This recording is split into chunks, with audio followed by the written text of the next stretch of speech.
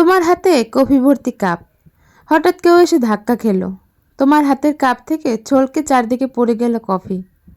Coffee কেন পড়লো? কারণ কেউ একজন ধাক্কা দিয়েছে আমাকে। ভুল উত্তর।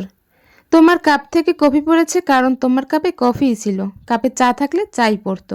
হ্যালো এভরিওয়ান, আসসালামু আলাইকুম, ওয়েলকাম টু স্মৃতিস ডায়েরি। তো চলে আসলাম আজকে অ্যানাদার নিউ ভিডিও নিয়ে। তো কাপে যা থাকবে তাই পড়বে। যখন জীবন এসে তোমাকে ধাক্কা মারবে, তোমার ভিতরে যা আছে সেটাই বেরিয়ে আসবে। শিক্ষা থাকলে আলো, অশিক্ষিতের ভিতরে থাকলে ছলকে পড়বে অসভ্যতা। সারাদিনে আমাদের সাথে কত শত মানুষের দেখা হয়, সুন্দর আচরণের, বাজে ভাষার, অসভ্য অঙ্গভঙ্গির, কৃতজ্ঞ মানুষের, কত রকম মানুষ। তাদের প্রত্যেকের ভিতরটি ওই সবই পূর্ণ, স্রেফ ছড়িয়ে যাচ্ছে। জীবনটা ওই কাপের মতনই, সিদ্ধান্তটা আমার। এই কাপ আমি কি দিয়ে ভরিয়ে তুলব, কি দেব এখান থেকে? আমার পরিবারকে, সমাজকে, দেশকে, এই জগৎকে। সবসময় শুধু অন্যের ভুল না ধরে, অন্যের দোষ না ধরে নিজের ভিতরটা লক্ষ্য করার চেষ্টা করুন, নিজের দোষটা দেখার চেষ্টা করুন। জীবন থেকে 90% সমস্যা দূর হয়ে যাবে। যখনই কোনো ঝামেলা বাজবে তখন আগে নিজের দিকে আঙুল তুলুন। কেন এই ঝামেলা বাজলো? আমার ভিতরে কি খুঁত আছে? আমি কি সমস্যা তৈরি করেছি? যখন এইসব ব্যাপারগুলো চিন্তা করতে থাকবেন তখনই আপনি দেখতে পারবেন যে আপনার ভিতরেও কিছু ভুল আছে। ভুল ত্রুটি নিয়েই মানুষের জীবন, আর তখনই আপনি সেটা শুধরে নেওয়ার চেষ্টা করবেন, আর এই অশান্তিটা কোনো বড় পর্যায়ে তখন আর গড়াবে না। আমি আমার মতো জ্ঞান দিলাম, মানা না মানা আপনার ব্যাপার।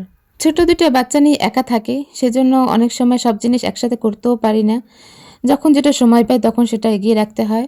তো বাসায় কিছু গেস্টের ইনভিটেশন ছিল, যেহেতু আমি একা মানুষ তাই আমাকে অবশ্যই একটু আগে ভাগে সব কাজ করতে হবে। সেজন্য এই তো একদিন আগেই আমি কাবাবের প্রিপারেশনটা নিয়ে নিয়েছিলাম।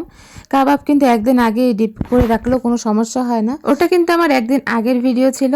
কাবাবগুলো আমি ডিপ করে রেখে দিয়েছিলাম একদিন, পরের দিন দেখুন ঝটপট নামিয়ে ভেজে ফেললাম। আমার ঝামেলাও কম হলো আর কিছুটা স্বস্তিও পেলাম। আসলে মেয়েদের সংসার জীবন হচ্ছে একটা যুদ্ধক্ষেত্র। টেকনিক না খাটিয়ে এখানে কোনো কাজ করতে গেলে আপনি হেরে যাবেন। সেজন্য সব কাজে ছোটোখাটো টেকনিক তো খাটাতেই হবে। আসলে সংসার জীবন হোক, কাজের ক্ষেত্রে হোক, অথবা যুদ্ধক্ষেত্রে হোক, যেখানেই হোক আপনাকে ছোট ছোট কৌশল অবলম্বন করতেই হবে।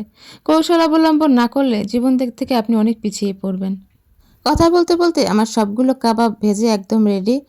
চেষ্টা করবেন গেস্ট আসার ঠিক 10 থেকে 15 মিনিট আগে কাবাবগুলো ভেজে গরম গরম সার্ভ করার জন্য। গরম গরম সার্ভ করলে কাবাবের টেস্ট কিন্তু দ্বিগুণ বেড়ে যায়, আর খেতেও ভালো লাগে। তো দেখুন তো আমার কাবাবগুলো কেমন হয়েছে, একেবারে পারফেক্ট হয়েছে কিনা।